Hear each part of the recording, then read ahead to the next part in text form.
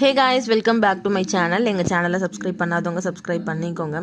எனக்கு கொஞ்சம் உடம்பு சரியில்லை, சரியாக பேசவே முடியல. அதனால தான் கொஞ்சம் பொறுமையாகவே பேசுவேன். பார்த்தீங்கன்னா கலவைக்கீரை தான் கட் பண்ணிக்க போகிறேன். ஒரு 1 வீக்காகவே நான் வீட்டில் இல்லை, கோவிலுக்கு போயிட்டு இருந்தேன். இப்போ தான் வந்தோம். கீரைலாம் ரொம்ப முத்தி போயிட்டு இருந்துச்சு. சரி கட் பண்ணிடலான்னு கட் பண்ணிகிட்ருக்கேன். ஆனால் கொஞ்சம் பொழுது போயிடவே இருட்டாக இருக்கிற மாதிரி இருக்குது. இங்கேயே கீரை வரையும் கீழேனா ரொம்ப லேட் ஆகிடும் அப்படிங்கிறதுக்காக நான் அப்படியே கீரை தண்டோடு கட் பண்ணி எடுத்துக்கிறேன்.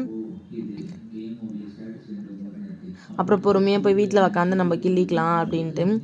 மறுநாள் காலையில் நம்ம இதை கிள்ளி கடையணும்னா ரொம்ப லேட் ஆகிடும். காலையில் யாருக்கும் லஞ்சு கட்ட முடியாது. அதுக்காக நான் இப்போ நைட் டைமாக இருந்தாலும் பரவாயில்ல, நான் இப்போவே கட் பண்ணி எடுத்துக்கிறேன். நான் இந்த கலவைக்கீரையை 2 விதமாக கடைவேன். ஒன்று பருப்பு போட்டு கடைவேன், இன்னொன்று மிளகா வறுத்து புளி போட்டு கடைவேன். எனக்கு ரெண்டுமே ரொம்ப பிடிக்கும். இன்றைக்கி நான் மிளகா வறுத்து புளி போட்டு தான் கடைய போகிறேன். ஏன்னா கீரை கொஞ்சம் நிறையவே இருக்கிறதுனால.